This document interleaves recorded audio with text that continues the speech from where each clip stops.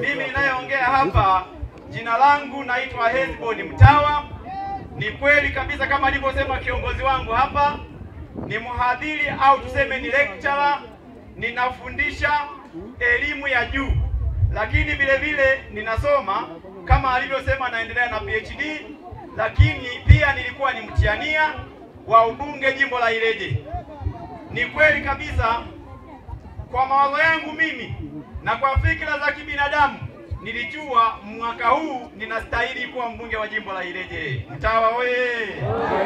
Lakini kwa macho ya Mungu sasa alijua Engineer Godfrey Kasekenya bado anazo nguvu na bado matatizo ya Ileje aliyokuwa anaendelea nayo hayajaisha.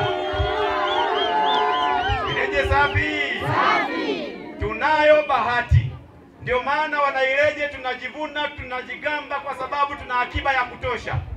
Mimi ni akiba ndio, lakini Engineer Godfrey Kasekenya kwa uwezo wake ni bahati ya Mwenyezi Mungu. Amemaliza milima huko Undani. Ile milima ilikuwa inatusumbua sana. Watu wa Undani walikuwa hawezi kufika Itumba.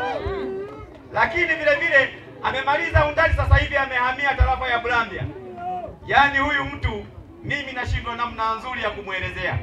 Anakubalika, serikali ya Jamhuri ya Muungano wa Tanzania anamkubali na maeneo mengine na majimbo mengine hadi wanamuhitaji. Kwa hiyo tarehe 29 tukampe tiki. Ileje oye!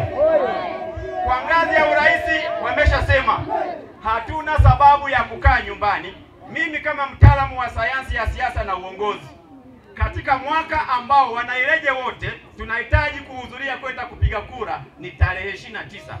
Huu mwaka hatuhitaji doa wana Ileje. Sisi tutoe kura alafu tuwadai maendeleo.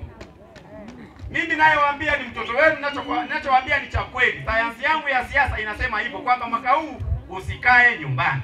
Ni mwaka tofauti kabisa. Kwa waheshimiwa madiwani wetu wa Chama cha Mapinduzi ni wazuri. Tukawapigie kura za ndio. Usikae nyumbani.